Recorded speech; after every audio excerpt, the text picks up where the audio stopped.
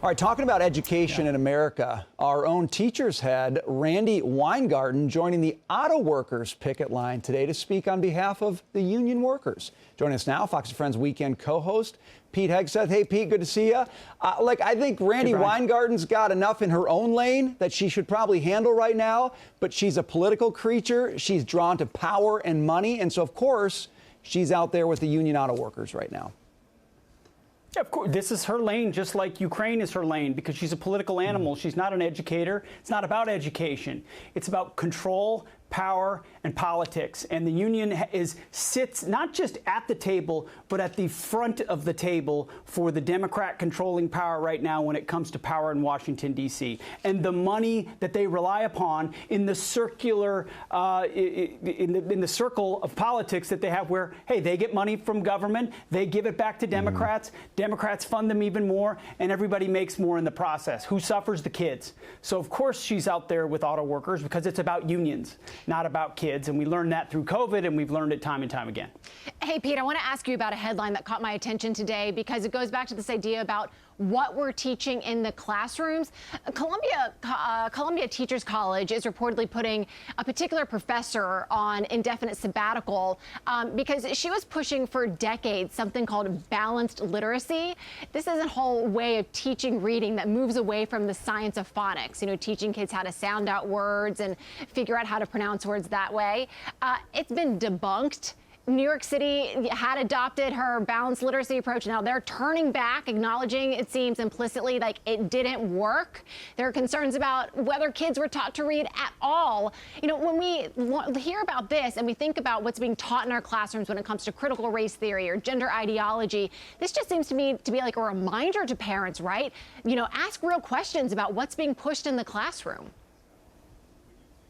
Yeah, it's the dumbing down of America, yet again brought to us by Columbia's Teachers College. By the way, the first Marxists from the were peddling critical theory landed at Columbia University, at the Teachers College. They've been peddling that since the 1930s. I mean, we should not only get rid of this professor in this course, but all of Columbia University Teachers College. All it does is perpetuate far-left ideas that leave kids worse off. This example is the whole word method. They scrapped phonics because it was, frankly, based on things of the past, which they had to move away from, and they went to a whole word method. And since then, since the 50s and 60s, reading scores have plummeted. There was a book called Why Johnny Can't Read in the 60s, and they're just ditching it now. It's a reflection of the ideology around what they believe, not the efficacy of the things they teach. Phonics worked for thousands of years. They decided to ditch it for some new fad, and we got dumber in the process, and so do our kids. And it kind of leads you to think, well, maybe that was the point, right? Dumber kids mean easier to control citizenry in the future. Pete, it's interesting because you talk about new fads, and part of this notion is also less school, right? Maybe not send the kids to school on Fridays or start their days a little bit later. Axios is writing about Minnesota, which just released some data about how much school kids missed last year. And the statistics were pretty staggering. They were skipping school in much higher numbers than in other places. And in this Axios article, it talks about the fact that kids who miss 2 weeks of class a year during middle school, they only have a 66% chance of graduating high school. But I kind of feel this is cultural. When the parents are pushing less school, the kids are kind of like, why should I go? Yeah, exactly. Look at that number. That's staggering. 46%. I read that article. It's white kids, it's black kids. In some communities, it's down to 25% have a decent attendance record. That means kids just aren't going to school. Kids just aren't getting educated. The schools, here's the thing, though. The left has been scrapping standards for decades. They want to get rid of the SAT. They want to get rid of grading. They want to get rid of attendance. Why? Because those things are somehow seen as white privilege or racist. And so don't hold kids to account. Don't discipline kids.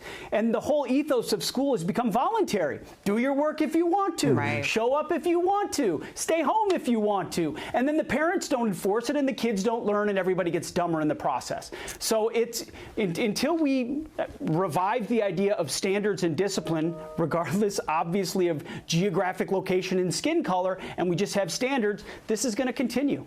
Amen to that. Pete Hegseth, always great to see you. Thanks so much for joining us.